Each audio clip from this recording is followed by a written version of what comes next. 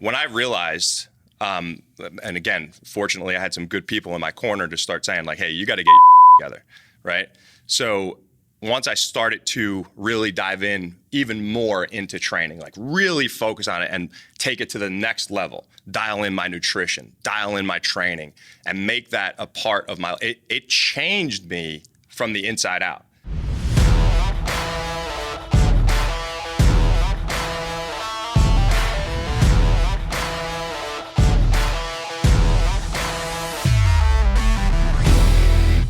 So, dude, so what a career, right? You've had at such a young age, Chris.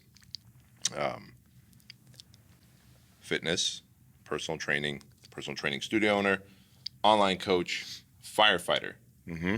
How does that happen? Well, it happens because I've always loved fitness, right? And growing up in New Jersey, like every other New Jersey kid, watching the Rocky movies, right?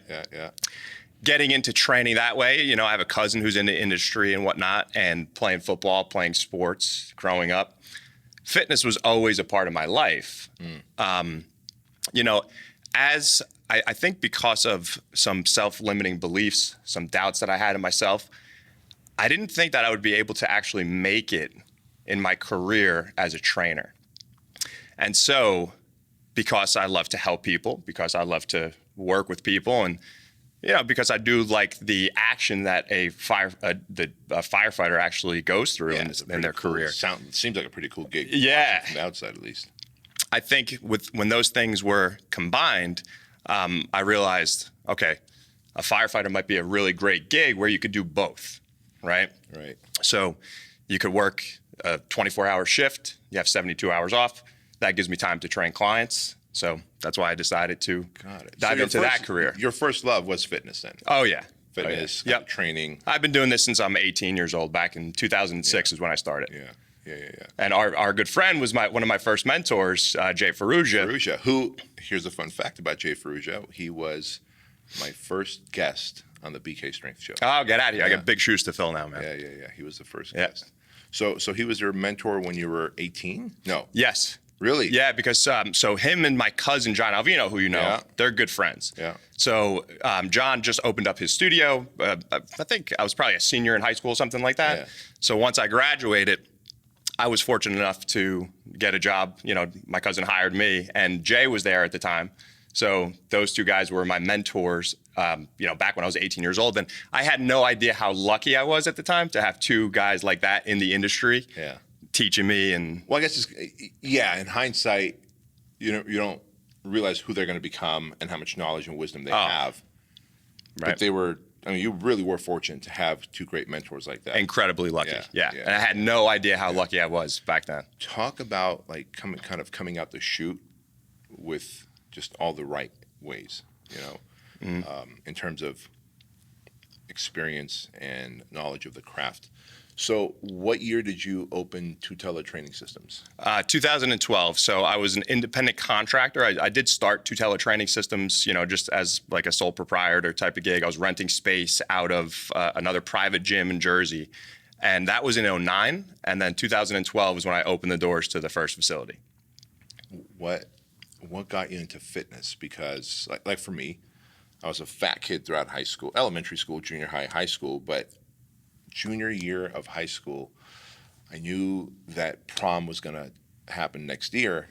And I remember telling my science lab partner, who was like one of the jocks on the football team, Dave. And I was like, hey, man, I want to ask Nakaya out to the prom next year. And Nakaya was like this smoking hot Latina chick. And I need to get in shape. Like, I know if I'm in better shape, there's a higher chance that she's going to say yes. I'm like, bro, you got to take me to the gym. Like, I don't know how to work out. I want to look like you. And he took me to the school gym. It was the most intimidating scene for me. And so, like, for me, what led into my fitness journey was the desire to want to lose weight, get fit, to be able to ask a girl out to the prom. Little did I know that the transformation that summer before senior year, like 32 pounds lost, confidence gain, self-esteem, self-image, all those things. I was like, this is all I want to do the rest of my life. What was your I guess, jumping board? Well, I think for me, I got into fitness at an early age because of my cousin and because of like everything else I told you, playing sports and all that stuff. But it didn't become a true love for me until later on, like probably my 19, 20, 21. And really that was because for me, it was so much more than training, right? Training for me and spending time in the gym was a way out. I have drug addiction in my family, as you know, and that was a very painful experience. I became the man of the house at 17 years old, right? So I was in a position where I was arguing all the time. I was fighting with drug dealers. I was fighting with family members. My life was just in turmoil, right?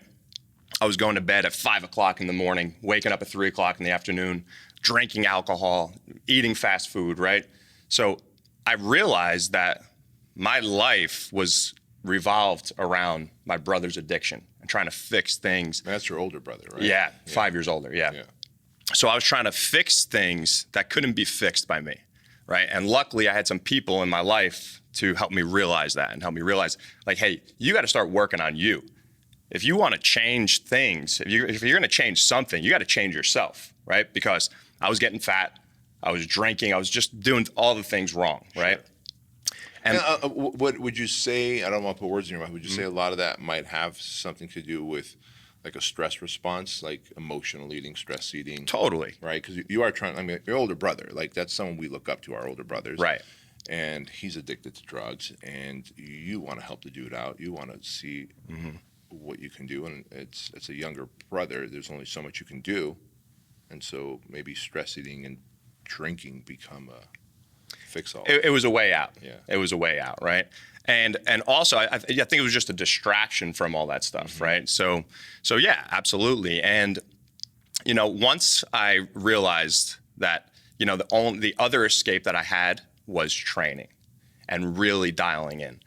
And then it took, because my life was completely upside down, man. I mean, I was broke, I was getting fat, I was unhealthy, stressed, all this stuff. So when I realized, and again, fortunately, I had some good people in my corner to start saying like, hey, you got to get your together, right?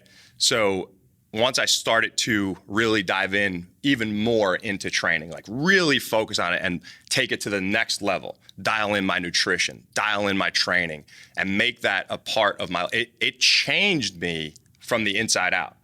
It wasn't just the physical transformation, man. Like I lost a bunch of body fat, I built a bunch of muscle, looked different, felt different on the exterior, but what was going on internally, I became a different human being. And that was the most powerful thing. That's the biggest transformation I felt, you felt, our clients feel. Right. I haven't trained a client now going on 19 years, but when I see the results that you produce with your clients, I still feel like I had an impact, being that I coach you in your business, and I look at all our franchise owners, Fit Body Bootcamp franchise owners, that when I hear about like, hey, this person lost the weight and they look great and healthy, but then saved their marriage, their business, their home, they were losing. Right. That's huge, man. Yeah, that's the difference. And that's for me, as I started to really change these things about myself and become obsessed with training. Because when I was 18, 19, I was still like, I was partying, I was young. I didn't know how fortunate I was to have those great mentors in my life, right? So once I got into this for myself and really started to change these things, one, it was that huge escape that I really needed, and it was a way for me to get my anger out. It was a way for me to get my pain out, right? Yeah. So at that point, I became obsessed, right? And that's where I started reading, and that's where I started, applying all these different training strategies and methods and all that stuff, and that's where I realized too, okay, at that point, I was loving it for that cool twist that it has, right? Like you want to get people stronger, you want to train athletes. I started getting into that world, right? Yeah. As my career went on, I realized that it was so much more than just the cool stuff that you see, and at this point of my career, it's about really just helping people get to the next level of their lives through fitness. Yeah. Fitness is the first step, right? And that's going to change you in more ways than you even realize. And people don't see that, man. People look at magazines, you look at pictures of guys online and they look shredded, they look jacked. And that's all cool, and you see cool exercises online, but you don't realize the internal transformation and how many other doors are going to open for you in your life. It's funny that you say that, because I always tell people that fitness is the gateway drug to self-development, personal development. They're like, what do you mean? I go, let's say you have a crappy marriage and you want to improve your marriage. You've got another party that you have to convince that, hey, it's time we start working on our marriage and relationship. That's another human with emotions and feelings and thoughts and personality, and you don't know if they're ready yet. So you can't really work on your relationship unless that person's on board with it. Right. Let's say your business has gone. Well, great. You've got employees and you've got customers and you got competition. You can't control those variables. So you're like, okay, now I'm ready to make my business work. The one thing you have absolute control over that no one else can touch is your fitness. Yep. And when you get the wins there, fitness of the mental fitness, nutritional fitness, physical fitness, emotional fitness, where you don't have to convince another person to be on board with the plan, that gives you the confidence and the competency to now go attack the next thing, because the spouse sees that, you know what, this time he gives a this time he means it. I see the change he's made. I see how he carries himself. Right. The clients, the employees, everybody sees that he changed. Something's different about this person. And I really do believe that's the place to start. And we have a very fortunate gig, what we do as coaches and trainers. Now, I don't know how else to bring this up other than to say that while you've transformed so many lives, and we've been working together, what, going on 4 years? 4 years, yeah. 4 years, and I've had the great fortune to see your business grow and your impact grow. One of the people probably most closest to you, you weren't able to really impact Right. and help. Can we talk about your dad for a moment? Absolutely. Yeah. So what happens when you're unable to help someone who doesn't necessarily want the help or care to get the help? Well, I think for me, the big thing that happened, because, for everybody listening, my dad passed away back in November, so several months ago. And just like my brother, with my dad, I was trying to help two people throughout the course of my life who didn't really want my help, right? Who didn't really accept my help, never really heard me. So what did that do? So that could take a person and that could drive you in one direction. It could lead to depression. It could lead to all that stuff that we talked about before. And that's where I was, right, at one point in my life. Now, where it's taken me now is that has put me on a mission to help people change their life. Sorry, can I swear on here? Is that okay? You can. I just want to make sure. So that's put me on a mission. That's fire. That's why I wake up every single day with passion, with energy, because I want to help people. Like I said before, it was about I want to train athletes. I want to get them stronger. And that stuff's all great. If you could help somebody, if you could help a kid get to the next level, it's great. But man, if you find out that you helped somebody's relationship, you helped them communicate better, you got them off of blood pressure medication, or you brought their cholesterol is the best it's ever been, or they're having better sex with their wife, or whatever, like there's so many changes, right? So what that has done for me is now I see that there are people that actually do want my help. There are people that will listen to me. And for anybody out there listening that has, whether it's drug addiction or anything like that in the family, if you or with close relationships, if you feel like you're not being heard, if you feel like you can't help this particular person with this particular thing and you love them and you're doing everything in your power to try to help them, but they're not taking your advice, they're not hearing you, well, maybe there's other people that will listen to you.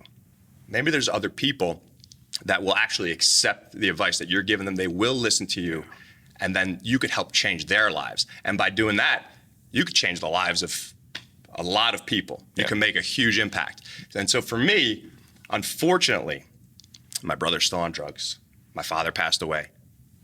I don't know if I'll ever be able to help my brother, right? I certainly can't help my father. Have you coped with that? Like, have you made peace with that you may not be able to help your brother? Yes. And how does someone make peace with that? I think that you realize that you could only control, and Jay has helped, shout out to Jay again, your thoughts, your words, your actions. Those are the things that you can control. Whatever he does, that's up to him. I could be there to help him. And I know that when I put my head on my pillow at night, I'll sleep well knowing that I've done everything that I can. I still will do with boundaries, right? I will still do what I can to help when the time is right, if the time is right, if he's serious and wants my help. But I can't live my life trying to help him change his life anymore. Right. That's in the past, right? So how do you cope with it? You accept. You accept the fact that this is out of my control and I can only control me. Yeah, right? Which goes back to control what you can, cope with what you can't control, and concentrate on what counts, right. The 3 C's. And really goes back to serving people that do want your help. Because, I mean, now you've created an amazing business with your gym, right. And now with your online coaching where you've kind of expanded through the Strong SOB program and Lean SOB program. I mean, you're helping more people than ever, which we'll get to in a moment. But going back to this, for lack of a better term, this mess of the family. And I come from somewhat of a messy family myself. Like, I don't talk to my brother. It's been 5 years now. I just don't agree with the way he lives his life and the values that he carries. And I don't want my kids to experience that. And at some point, when we first stopped talking the first year, there was a sense of guilt. Like, dang, man, he's 14 years older than me, right? And so, like, he's my big brother, and he's in his 60s, and what if? Right. But I realized I've got a duty and an obligation to my kids. And they're at the age where now they're going to ask questions like, hey, why is Uncle being that way? Why is he doing that? Why is he operating this way with his family? And how do I make an excuse for him? Because no matter the excuse, it's going to seem like I accept that and I endorse that if we're around him. Right. And so I had to have a conversation with him, and the conversation went sideways, and that was the end of that. But going back to what you said, I sleep better at night knowing that I tried everything I could. He's not ready to make the change. But I am willing to help as many people as I can change through my coaching programs, through the project, through all the different things that I do, which goes back to finding people who want change. Because when you're cut from the cloth of service, that's why you were like, hey, I can go be a firefighter and a trainer. Like, when you're cut from the cloth of service, when you want to serve because you get your values, you get your meaning, you get your sense of significance and fulfillment from helping people, you can only help the people who want help. Right. If they're drowning and they don't want that life preserver, you have to eventually just swim away and go, sorry, man, right? And so I appreciate you talking about that. Now with your dad, just let me go back to your dad real quick. Was he bedridden? Yeah, for about 7 years. 7 years. Chain smoker, from what you told me, right? And there was just no way you were able to change any of his habits. Right. Looking back now, and I know you've probably had a good amount of time to reflect while he was alive, and now that he's passed away for several months, what do you think was going on in his head? Are you able to reconcile, why did he not want, did he give up? What was going on? I think that he did give up 7 years ago, and maybe even before that. He was under a lot of stress. My dad's he was an old school Italian guy from New Jersey, Tony Soprano type. You guys know the deal, right? Mm-hmm. So he was at least a wannabe Tony Soprano type, right? Sure. But he was under a lot of stress, obviously, with what was going on with my brother. He was under a lot of stress for what was going on with his work, and he was losing his job. He was, and he had his car through his career. I remember the night, his car was getting towed and repossessed, right? And he was in debt forever, and all these things. Plus, I think the emotional repercussions of everything that was going on with, again, my brother and all that stuff. He was just never able to get a grip on it, right? Yeah. So because of that, I think, and it was a combination of things, and because of his, when I look at his life, his father passed away when he was young. He grew up on the streets of Newark, New Jersey, right? Yeah. And so he wasn't considering, how can I get better in my life? How could I improve? So when I think of his life and through my childhood, I look at it and there was never any desire for growth. There was never any desire for change. He was, and I love him to death. He was always someone he was just content. That was it. He wasn't trying to improve or anything like that. So once he got sick, and when people ask me, what do you mean that your dad got sick? How did he pass away, right? Like a lot of people ask me that. Why was he bedridden, I was just going to ask that. right? Why was he bedridden? Did he have cancer? No. He had diabetes that he didn't treat forever. Doctors couldn't figure out what was going on with him. He was on medications that he went, the hell? Never took any medication, right? Never considered improving his diet. Yeah. Never considered exercise, right? And with all of these things, and you put all the stress on top of that, we're talking decades of stress, he started to atrophy and just lose a ton of muscle mass. He started falling down. He was losing, neuropathy. So Yeah. he had no control over his bowels later in life. And, he was only 69 years old when he passed. So when this all started happening, he was 63. So you asked me what was going on in his mind. I don't think that there was any acceptance. I think it was complete denial of what was going on. It was denial about, my brother. It was a denial about our family. It was a denial. He was just in denial about even his health. Yeah. His legs were the color of your shoes. Oof. Up to his knees.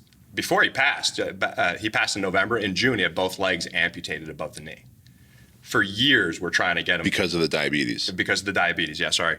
And so we tried for years to try to get him to take care of himself, and just refused help. We got him to the hospital sometimes, refused it.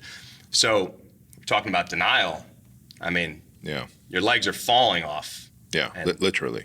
Right. So, I mean, my big takeaway here, and what I really want the audience to get here is you got to dive into self-development, personal development early on in life. There is no, I'm just going to maintain. Like, hey, this is how I was born. I'm from the streets of wherever, New Jersey, and this and that and the other. So this is how I am.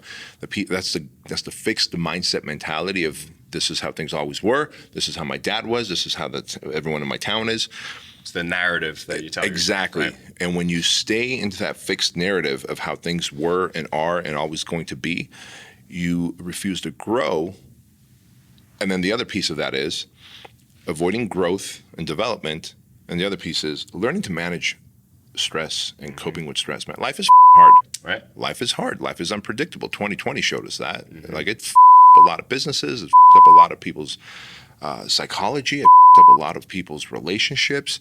It didn't do a lot of good. And life in general is hard, man. I think I read somewhere that it said, the quote was like, life is chaos with brief moments of bliss and happiness. And that's so true. Like, you get in your car, you get in a 1-ton metal box, and you're barreling down a highway at 65 miles per hour with other people who are just one checkbox away, as my therapist says, with other people who are just one checkbox away from being clinically insane. Right. Like, any moment, most of us are just one checkbox away from being clinically insane. And they're one tweet away from shifting into your lane, too. Right. Exactly. Yeah, exactly. One text, one tweet away. And like, that's how quickly life can change. Right. And so we have to be able to learn to deal and cope with stress and overwhelm and pressure, because there's a lot of pressure on life. And those who can't deal with pressure and who kind of ignore it, avoid it, hide from it, deny it. Right. And then those who refuse to do the self-development, self-growth because, well, I'm fixed-minded, this is how it is. The outcome's not going to be good for those people. So appreciate you sharing that. Yeah, absolutely. And there's something I want to add to that, too, is just, since we all have stress in our life, how are we going to cope with it, right? And for me, for you, for a lot of people listening, training was one of the best things that I could have ever done for the stress that I was dealing with. Because, again, that has opened up so many other doors and you didn't even realize it. It's changed and it helps you cope. All that anger, all that rage, all that pain that I was feeling, I was able to get it out in the gym. Yep. Right? Yep. And whenever I didn't get it out, that's when it would explode, right? Yep. That's when those problems would happen, either with myself or I'd be fighting with other people. So training is one of the best things that you can do to get that stuff out of that beast out of the basement, right? You nailed it, to get the beast out of the basement. I remember a specific time, it was Bally's Total Fitness in Anaheim, California. Like, this is how long ago this was. And, back then, even if I wanted to get a therapist, which I wouldn't have because I would have denied everything. Right. I was working out. It was leg day. I was on a leg press like that one there. And all of a sudden, I just kept adding more weight and doing more reps. And a girl who I thought I was going to marry, I was like 19 years old. So, like, what was I thinking? But a girl who I thought I was going to marry had just broken up with me a week ago. I walked around stoically for a week. And on that particular day of training, just me and that leg press reconciled with all of it. And I'm just like literally crying as I'm like adding more weight and pressing weights, adding more weight, pressing weights. And it was a very cathartic, therapeutic experience. And that was the first time I was like, holy cow, like I think this weight room does more than just develop my body. And that was a good feeling. I think that might have been the first kind of spark to my self-development. Like, where else can I go find this, right? And then there's like audiobooks and things like that. But yeah, you're absolutely right. Training has been a game changer for me and for so many people. And so let's kind of now shift gears as you open up your gym in 2012, which is actually right on the heels of the economic crash, the housing market crash. Yep. Did you even consider, like, hey, do people have money to afford working with a personal trainer? No. I was 25 years old and I was completely I thought, I'll open a business. People will come. Yeah. It was going to be as simple as that. So I had no idea. There's a lot of good to that. Yes. Sometimes ignorance is bliss. Like the bumblebee doesn't know that it's not supposed to fly. Right. The bumblebee, from what I understand, is biomechanically like a giant body, tiny little wings. It's not supposed to aerodynamically be able to fly. Just no one told the bumblebee that, so a little flies, right? And I have created a couple businesses in my life. I've done a few things in my life where just through ignorance, not realizing that the unemployment was so high and the market had just crashed, and I was just like, I think I'm going to do this, and I think people will buy it. Unbeknownst to me, I worked 10 times harder than I had to. Right. Only years later to realize, like, oh, the reason I was working so hard 4 years ago is because we're on the heels of a depression. Look how easy it is now to run my business. Right. But ignorance is bliss, and I do think some people ought to just take action and not think about it versus, think, procrastinate, and then never get to that action. So you open up your gym in 2012. I mean, what is it? Do you hire employees right away, or is it just you doing everything? Like, it was you're the janitor, you're the trainer, you're everything? I was cleaning toilets. I was writing programs. I was training people. I was vacuuming floors. Anything that you could do in your business, I was doing. Yeah. Right. And you didn't have like a business background or anything? No. I thought, come on. I'm a great coach. I'm a great trainer. Look at me. I'm in great shape. Yeah. Oh, yeah, you know what I mean? You know who my mentors are? Right. You know Ferrugia. Yeah. Alvino. Yeah. So I just thought, people would show up, right? The only marketing I was doing was I got a bunch of business cards and brochures printed out. Yeah. And I would just drive around every day and I would just leave brochures everywhere, right? And I had some clients who came with me. I worked at Bally's back in the day, so they came with me from there to when I was an independent contractor. So I had a handful of private coaching clients and whatnot, but it was a small handful, Yeah. And then the thing is, as naive as I was, and as horrible as that marketing strategy is, it did get me a couple clients, right? So a couple wins, right? So a couple wins, which helps build your confidence, competence and confidence, right? So now I'm like, okay, but then we got to a point where that wasn't working anymore, right? Now here's where I was incredibly fortunate. So I decided to become a volunteer firefighter back in 2011, a year before I opened the doors to my gym, right? So I became a volunteer firefighter, and it was approximately a year after I went through the fire academy as a volunteer that the township that I was volunteering for was holding a test, right? Long story short, crush the test, get hired. I start my career in August of 2012. I opened my gym in June of 2012. Holy smokes, yeah. So now I'm like, I'm set. I got it made, right? I got 2 gigs now. Yep, exactly.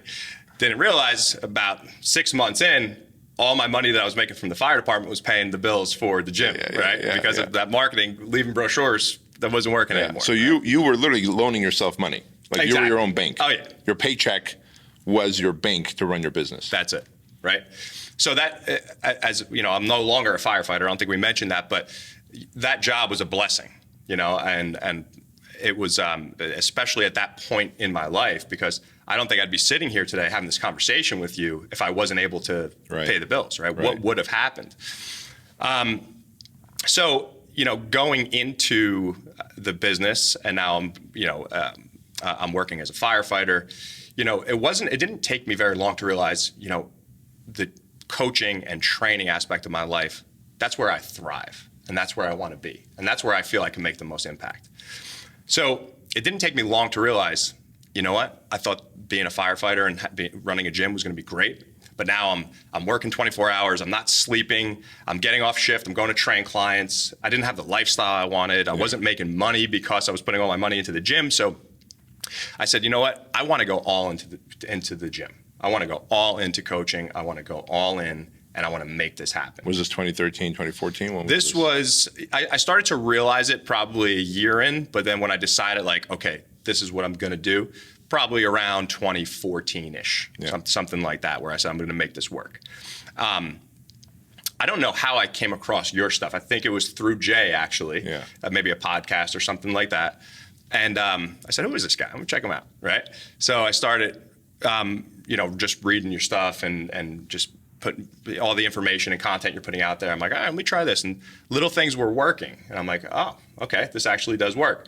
And then that's when I decided to go into your online program. And at that point, when I made that decision to go to sign up for your online program, because I was on the fence for a while. I was reading your stuff, but I wasn't buying in 100%, right? I wasn't investing yet. Because I was like, I think at the time it was like $100 a month. I was like, I don't have $100 a month. I have no money, right? So I busted out the credit card finally because I was down to 6 clients. 6 clients, and I wanted to make that my life. So I got to do something. Yeah. And how hypocritical of a coach not necessarily hiring a coach. Exactly, right? exactly. And you don't realize that at the time, right? Yeah. So, I'm 26 maybe at the time. So so that's when I invested in your stuff, and I went from about 6 clients to about 30 clients in just several months. And I said, I got something here. And that's when I rolled the dice and said, you know what? I'm going to give myself a few more months with the fire department, and I'm going to walk away. And dude, I can't tell you, the backlash that I was getting when I did walk away, which is why I said. In what way?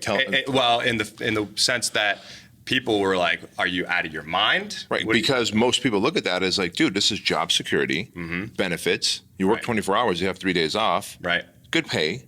Pension, medical. Respectable. Yeah. Great job, great career. But it wasn't what I wanted. Yeah. It wasn't what I wanted, and I knew that. And so when I was making my decision, there was probably 3 people that knew. I didn't even tell my father because he would never have understood that, right? And so he didn't find out till like a year later. So anyway, but yeah, that was the turning point for me. Yeah. When I decided to invest in myself. Was it scary knowing that, all right, I just had this thought, like I'm going to give myself a couple months and then pull the ripcord? I wanted out. So I can't say that I was scared. I think, again, being naive was probably one of the best things that worked for me, right? Yeah.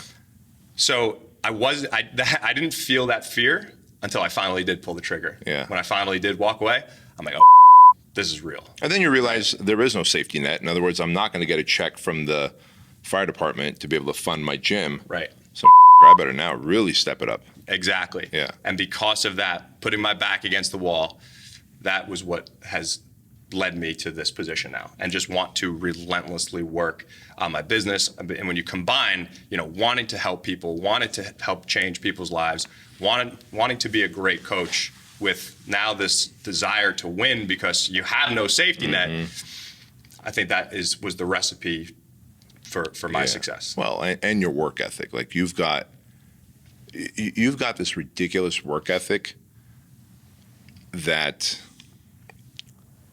you, Tony Stephan, who I constantly kind of compare you to, because you guys are very close, similar in age. Yeah. He's in the nutrition space or in the more workout space these days. And you guys have work ethic that I now compare all of my new coaching clients to, like, hey, you got to work at this level. And I just turn them on to you guys. Just watch what they do on social media, because if you can't, I'm just going to give you your money back for coaching because it's a high-speed train and you got to get on it and stay on it, right, and not just try and, white knuckle it. And so to your credit, your work ethic has been huge in the results that you've seen. When, I forget because all the years kind of mashed together for me, when did we decide that, all right, we're going to start kind of expanding out of the New Jersey area in terms of your business and take your business online? Yeah, it was about 1.5 years ago. Okay. What sparked that? Well, I think we were limited in the impact that we can make in New Jersey, right? I have my team there, I have a great team. We have about 200 members training at my facility. And by the way, small footprint. About 1,000 square feet. 1,000 square feet, yeah. 200 members. Like, Less than 1,000 square feet. Actually, yeah. Yeah. And like talk about a well-oiled machine. You're running a great business when you can have 200 clients under 1,000 square feet, an awesome team who gets it. But the problem was that you have greater and bigger desires. And that's a good problem to have. Yeah. Like, I want to impact more lives. Right. Yeah, I just want to do more, and I knew that, hey, there's other people out there besides the people that are in Clark, New Jersey, and the surrounding towns that could use my help. And I always like to challenge myself. I want to be a great coach, right? I want to take my career, my coaching skills, and I want to take that to the next level always. And being online really challenges you. For any coach who has been working with people in person, one-on-one or group or whatever you're doing, when you try to shift online, you can make some cheesy, crappy program and just say, hey, go do it, right? Yeah. But I want to master it, right? I don't think I have mastered it yet. Maybe I never will, but I'll always improve upon it. Yeah. And so between wanting to challenge myself and wanting to make a wider impact, that was the combination that we said, you know what, let's do it. Yeah. Now in your gym, you train men and women. Mm-hmm.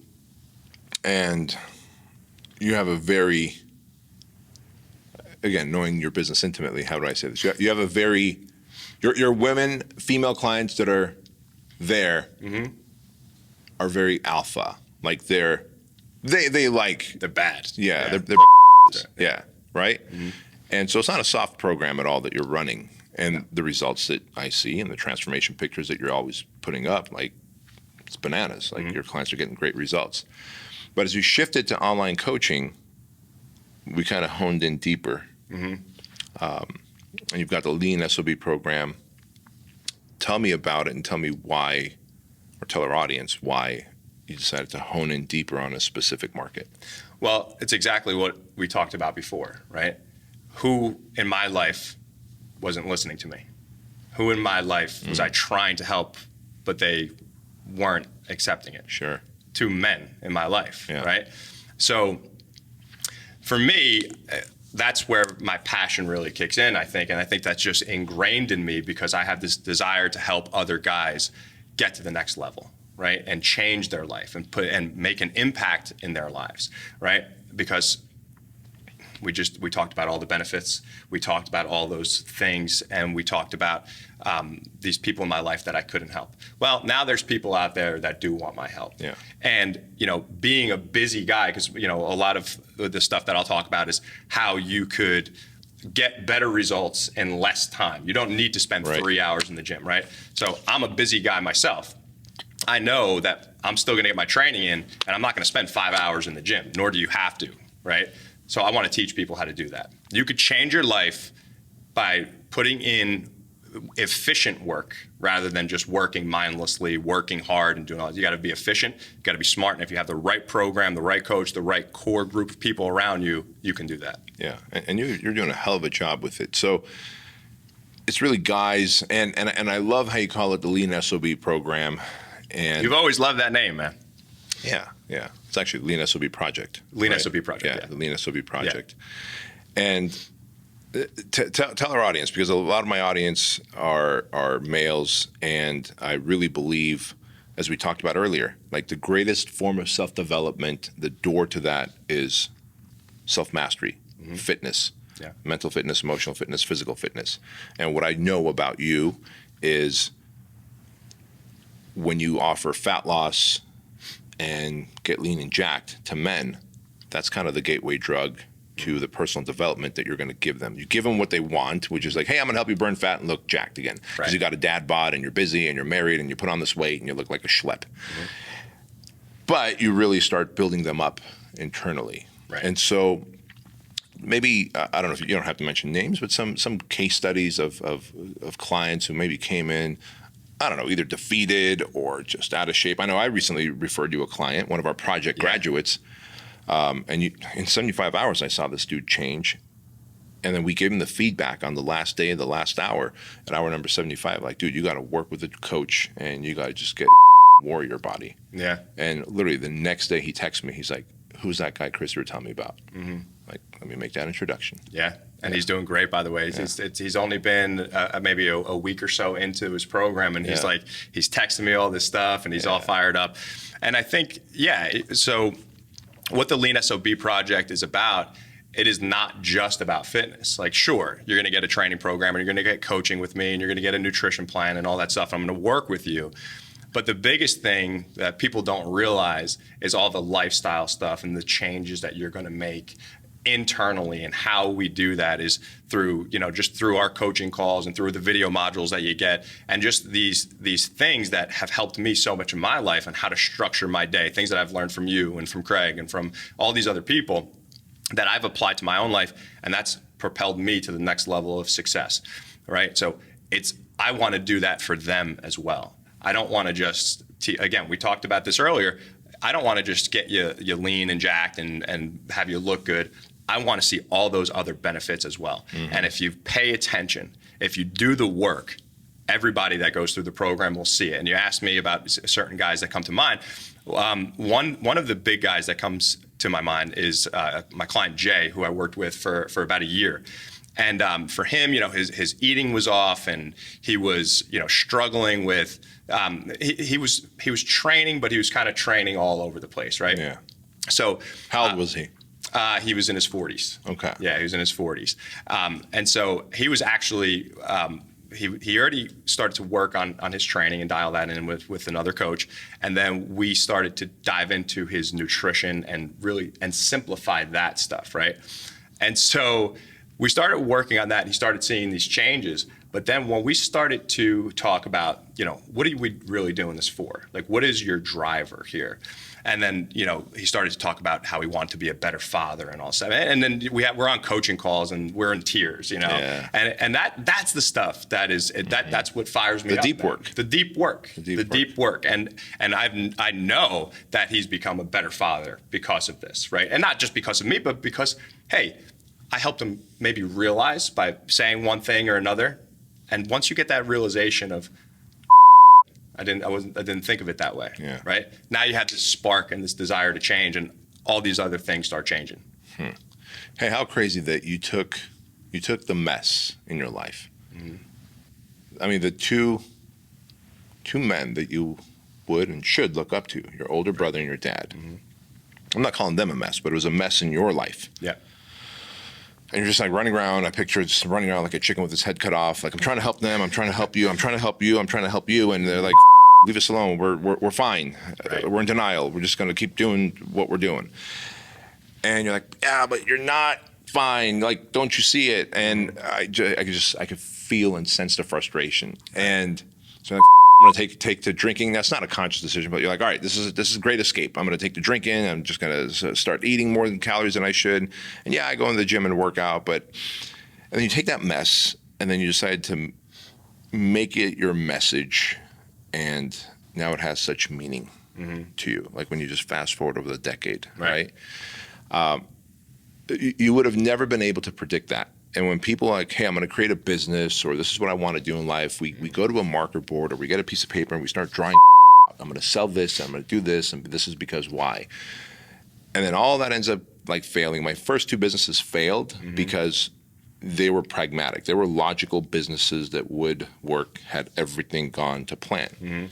As we know, the only thing that, like, the moment you start going, everything in the plan just falls apart. Right. And when chaos hits, you're like, what do I do? All of my businesses that exist right now that are thriving are ones that were a byproduct from the messes in my life. Yeah. I was a fat kid with low self-esteem, and I just wanted to transform my body so I can have more friends. Little did I know, transforming my physiology, my body, changed my mind, my self-esteem, confidence, and made more friends. I'm like, I want to help more people that way. Today, Fit Body Bootcamp exists as an international franchise. Then I got into self-development, and hired mentors to coach me in business. And I was like, holy crap, this is like time collapsing. Right. I want to help more people in my space do this. And now my coaching clients like you who are just like this is meaningful work that I do. And when I look at all my business, the project, it's all the messes in my life, because I wasn't a great entrepreneur. I wasn't the textbook fitness guy. I certainly wasn't the best husband and father, because I had so much head trash that I carried with me from the abuse that happened to me as a kid, and that I ignored and avoided and kind of brushed off. All right. All three of those things have helped me create businesses that are just like so meaningful, like mess to message to meaning, man. That's what I'm gathering from this whole interview with you, and I appreciate you being so vulnerable. And I think that we all have this darkness inside of us, right? Yeah. We've all been through some in our lives, right? But that darkness, you could either allow it to break you, or it could be your greatest asset. Yeah. It could be your best friend. It could take you to new heights, new limits in your life. It could allow you to help more people who are going through similar situations. So for anybody listening, we've all been through pain. We've all been through suffering. We've all been through darkness. Don't let that break you. Yeah. Don't let it hold you down, because you are unique in that sense, where you could give your gift to the world, and you could really change not only yourself, but you could impact so many other people around you who actually want your help. Yeah, in a massive way. And that's what's really cool about that is that darkness, like you said, that darkness, you could turn into a light and attract so many people with it and impact so many people with it. What should I have asked you and failed to ask you that would add value to the lives of our audience here? I knew you were going to ask me this, and I was thinking about that on the way here. I'm like, well, how could I answer this question? And I think it kind of goes back to what we were just talking about, right? And that is to really find out what your why is. If you're going to start a business, if you're going to change your own life, you have to figure out why this actually matters. And that might bring up some painful right? Mm-hmm. That might bring up some old, deep-rooted thoughts and emotion and pain. But if you could dive into that and you could really accept it, and whatever comes out, whether it's anger, whether it's tears, whether it's rage, whatever comes out of you, just allow it to come out and learn from it, to really feel, okay, why do I want to change my body? Why do I want to improve my health? Why do I want to start this business? Why do I want a better relationship? Why? Right? Figure out why. And if you could do that, and if you could get through the pain and the emotions and all that stuff, then on the other side, magic is going to happen. Magic. Yeah. Well said. Well said. To that point, how can our audience find you and connect with you? Yeah, so I'm most active on Instagram, so that's at Chris_Tutela, Tutela. Facebook is just Chris Tutela. You could also go to christutela.com for my podcast, for an application for the Lean SOB Project. You could also go to leansobproject.com. Bam. Yeah. Chris Tutela, you're a legend, man. I appreciate your time. Thank you so much. Appreciate you, B. Thanks for joining me. All right.